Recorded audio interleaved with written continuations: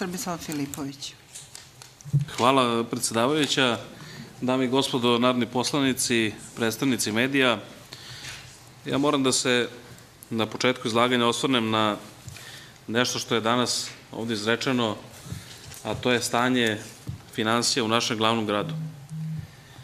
Nije tačno da je dug glavnog grada bio 400 miliona, a tačno je da je dug grada bio negde oko 1,2 milijarde evra. I to svi znaju. I takođe svi znaju, ako budemo pošteni i iskreni ovde prema sebi i prema građanima, to je da je dug grada Beograda, to mogu da kažem danas sa sigurnošću i sa ponosom i kao neko koji je odbornik u Skupštini grada Beograda, da je taj dug skoro prepolovljen. Metodologija, način rada kojim je neko doveo grad u kolaps, bez jednog velikog infrastrukturnog projekta, u kome niko gotovo ništa nije radio u gradu Beogradu, osim što je zgrtao ogromne količine novca na svoje privatne račune i svojim privatnim kompanijama, i da naravno da danas, pred neke gradske izbore koji će doći, te političke organizacije stanje u gradu Beogradu veoma žulja, pogotovo u kasi grada Beograda. Ne treba mnogo tu detaljisati. Ova Narodna skupština se nalazi u glavnom gradu Beogradu i svi kad izađemo na ulice glavnog grada možemo da vidimo kako taj grad danas izgleda, i ako uporedimo ono što smo u njemu imali 2013. 12. i godine pre toga, jasno vidimo kuda danas ide grad Beograd i kako je stanje. Preko 200 novih fasada, veliki infrastrukturni projekti, Beograd na vodi, Trg Slavija, onaj potez kod Hrama Svetog Save. Kad razgovarate sa ljudima u gradu Beogradu, oni su zadovoljni. Grad Beograd za vreme vlasti tih koji danas govore o tom, po njima, malom dugu, nije redovno isplaćivao ni naknade porodiljama i ugroženim socijalnim kategorijama. Danas to čini. Za vreme vlasti tajkuna Dragana Đilasa u gradu Beogradu ste imali takvo stanje u gradskim preduzećima da su gotovo sva bila u debelom minusu. I to svako ko se bavi finansijama zna. Danas samo dva preduzeća u gradu posluju sa minusom. I to je ogroman uspeh i Srpske napredne stranke i ljudi koji vode grad Beograd i koji se bave finansijama u današnjoj vlasti. Kritikujemo, to jest kritikuju predstavnici opozicije, oni su tu da kritikuju, ali valjda na osnovu nekih realnih osnova i pokazatelja, nešto što gotovo ceo svet hvali kao pozitivne mere,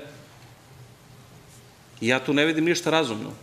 Da postoji neko ko iznosi drugačije činjenice u svetu, pa da kažemo, ajde, mi smo ovde subjektivni, pa ocenjujemo da, eto, hoće vlast da prikaže da je nešto dobro, a nije, a neko iz sveta sugeriše i kaže, ljudi, ne radite dobro, morate ovako ili onako da radite da bi bilo bolje, a ne mi sami sebe kritikujemo i sami sebi zabadamo klipove u točkove govoreći da nešto tu nije dobro. I dobro je što imamo MMF kao kontrolni mehanizam da nam skreće pažnju kada nešto nije dobro, jer mi sami to ranije nismo uspeli da radimo na način koji bi bio dobar za našu državu. Takođe razumem i one koji kažu i kritikuju povećavanje plata i penzija. Pa oni su pred izbore 2008. godine povećavali drastično. Imali su minus od 3%, minus 3% rast, negativan rast. I naravno da danas kritikuju onoga koji ima dramatično veći rast u odnosu na taj period kada su oni bili na vlasti. Stanje u kasi danas u Srbiji je stabilno i došlo do te mere, kao što reče moj kolega Goran Kovačević, da vi nemate praktično ništa ni da kažete u ovom budžetu negativno, osim da živite u 2014., 13. i 12. godini. I da suštinski ono što govorite o Srpskoj naprednoj stranci možete govorite sami o sebi. Građani da su zadovoljni, ne, to se meri na izborima.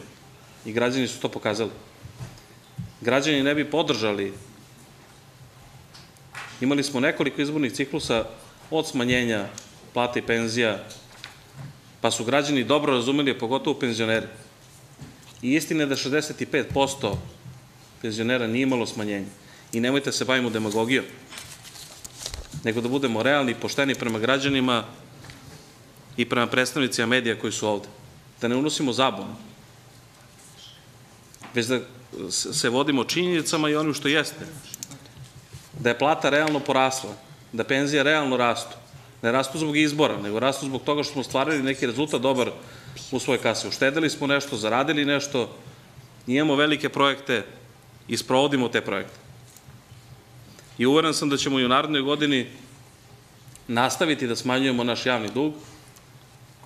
I neki su govorili o povećanju, da je dostigao 24 milijarde, 25 milijarde, tako ste rekli. Ali opet ne razumeju kako je došlo do tog povećanja. Neki su uzimali kredite po zelenaškim kamatama. Budite potpuno iskreni pa to recite. Naravno ne očekujem da ćete reći to.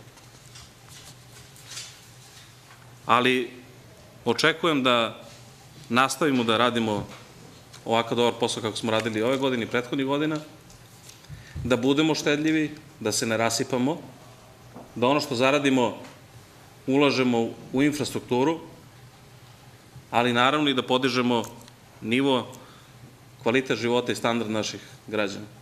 Hvala. Zahvaljujem se.